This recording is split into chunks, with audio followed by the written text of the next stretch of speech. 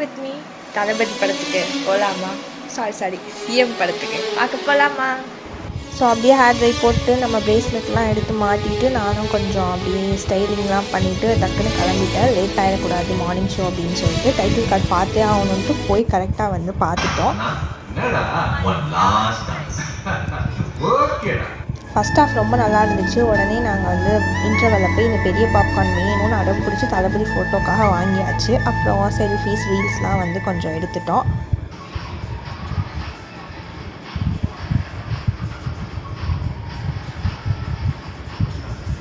அப்படியே second half பார்த்துட்டு இருந்தோம். ரொம்பவே மூவி சூப்பராக இருந்துச்சு. தளபதிக்காக போய் பார்க்கலாம்.